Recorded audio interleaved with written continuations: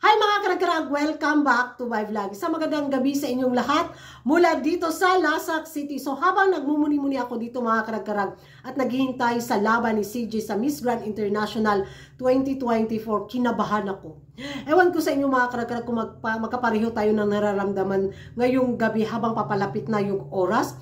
At napaisip ako ba, baka naman uncle, this time ibigay mo na sa pins, di ba? Sa nangyaring kontrobersiya sa Miss Cosmo, tapos ngayong araw na to lang nagbasa na naman yung mga paipal na pa-video ng Miss Universe Organization tungkol nga sa kanilang early favorites at hindi napasama ang Pilipinas, di ba? Si Chelsea Manalo na kung saan nag-iba yung itsura ni Tandang Sosa. So, this time siguro kung gagawa ng eksena si uncle at koronahan niya ang Pilipinas sa Miss Grand International 2024, nako, biglang uusbong ang pageant ni Uncle sa Pilipinas at hindi mapansin ang Miss Universe. Yan lang ay nasa sariling isip ko lang mga karagdag, sa sariling opinion ko lang at sa sariling paniniwala ko lang. Sa nangyayaring kaguluhan ngayon sa mga pa-international pageant na kung saan mekos-mekos ang resulta at itong paparating din na Miss Universe 2024 na kung saan walay sa radar yung pambato natin. This time kung mag-step up bitaw si Uncle sa Pilipinas, nako, tiyak talaga. Ay, baka naman maliwanagan si Uncle, di ba? Kasi napanood ko rin yung video niya mga karagkarag na kung saan may pa-statement siya. It was most important for Philippine fan. I understand Miss Universe most important for Philippine fan. That is quite long time. You have so many winner. I think it's 6 winner, right? 4, sorry, yeah. I do hope 2 more very soon, okay?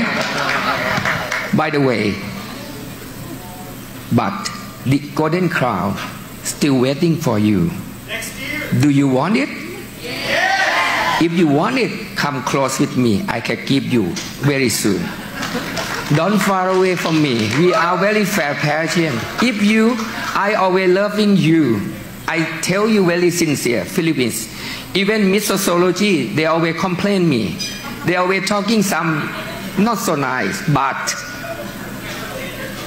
I can say I don't angry with any article. I don't angry because that one is not proof our organization, not proof myself.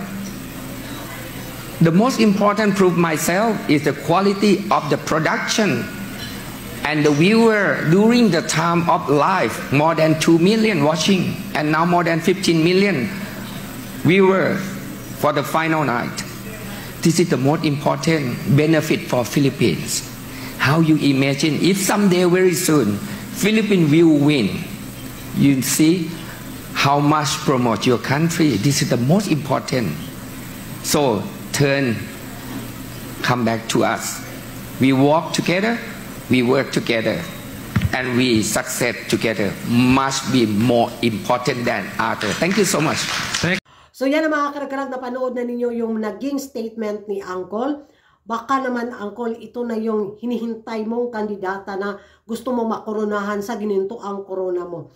Super happy talaga ako mga karagkarag na patauhan si Uncle na sabihin natin gamitin niya yung Pilipinas sa taon na to para mapag-ingay ang Miss Grand International pageant niya sa Pilipinas, diba? At muling manumbalik ang sigla at pagmamahal ng Pinoy sa kanyang pageant. Sa nangyayari ngayon sa Miss Universe pageant at sa Cosmo nga, nako, eto na yung moment to shine ng Miss Grand International.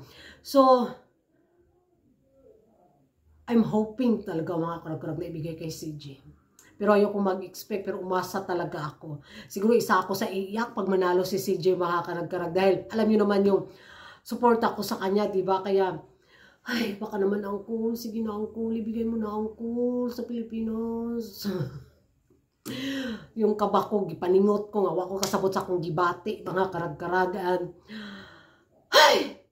Laban CJ! Laban CJ! Ako, excited ako mga karag-karag. Ewan ko sa inyo at ano yung magiging reaction yung mga karag-karag sa naging pahayag na ni Uncle, ibigay kaya niya sa Pilipinas sa taon na to, kay Uncle na lang talaga yung desisyon. Dahil kung hindi niya makoronahan si CJ ngayong gabi, naku, mahirapan na naman siyang kunin ang loob ng mga pins sa next pageant niya. Mawala na talaga yung moment to shine niya sa Pilipinas. So, panahon na siguro na ibigay niya, di ba? Para, ay, goodbye haluta, oy. Kusmoda. Kibot. Diha na mo mga karag-karag. Excited na ako at magre-ready na rin ako sa aking menopausal distraction na paggawan. Di ba? Bye-bye.